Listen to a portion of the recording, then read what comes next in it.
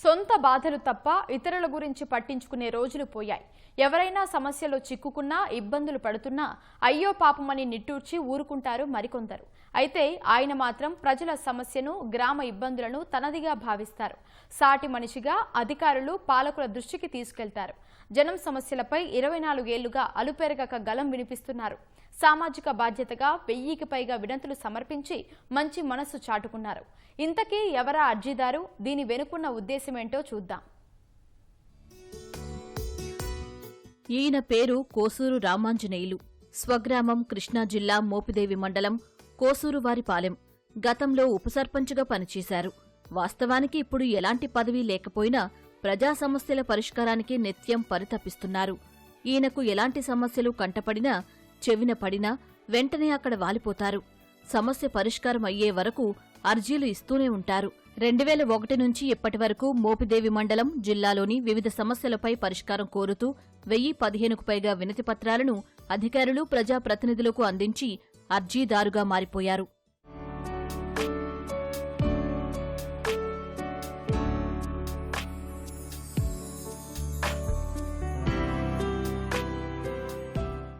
ఐదో తరగతి వరకు చదువుకున్న రామాంజనేయులకు కేవలం చదవడం, సంతకం చేయడం మాత్రమే వచ్చు. స్వదస్తూరితో వినతిపత్రం రాయడం కూడా రాదు. అందుకే సమస్యను తనకు తెలిసిన వారికి వివరించి వినతిపత్రాలు రాయించుకుంటారు.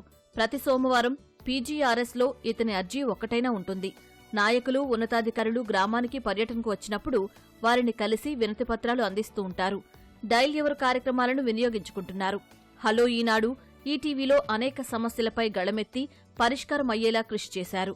తానిచ్చిన అర్జీల పేపర్ క్లిప్లను జాగ్రత్తగా భద్రపరుచుకున్నారు.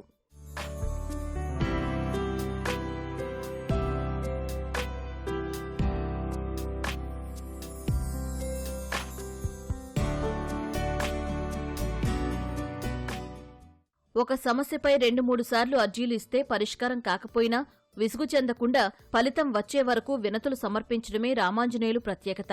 ఇప్పటి వరకు అందించిన వినతుల్లో 35% వరకు పరిష్కారం కావడం రామాంజనేయులు దృఢ సంకల్పానికి, కార్యసాధనకు నిదర్శనం.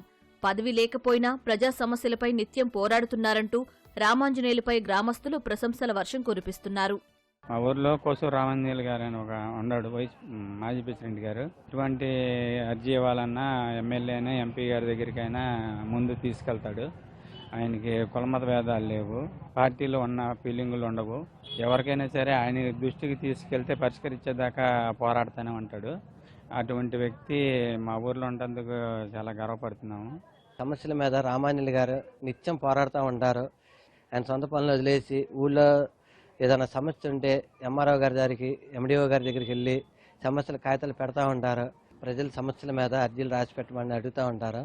అప్పుడప్పుడు రాసి పెడతా ఉంటాం. మేము నాకు సహాయం అయింది చేసి పెడతా ఉంటాను. కోసూరు రామాంజనేయులు మామూలుగా సమస్య ఎక్కడ ఉంటే అక్కడికి వెళ్ళి అర్జీలు ఇస్తూ ఉంటాడు. ఆ అర్జీల్లో భాగంగా అనేక సమస్యలు పరిష్కారం అయినాయి. రావేరుపాలెం కల్లేపల్లి వెళ్ళే రోడ్డుకి ప్యాచ్ వర్కుల కోసం వైసీపీ గవర్నమెంట్ పెట్టంగానే, కూటమి గవర్నమెంట్ రాగానే వెంటనే కూటమి వాళ్ళు వేస్తారు.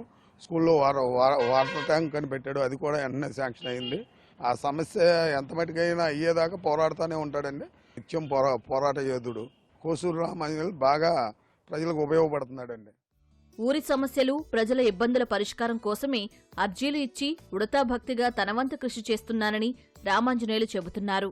అన్ని ప్రజల సమస్యలు 2001 కాంచి అడుగుతానే ఉన్నాం. ఒక్కో కాగితం సుమారు 10 సార్లు తిరగాల్సి వస్తుంది అధికారుల చుట్టూ.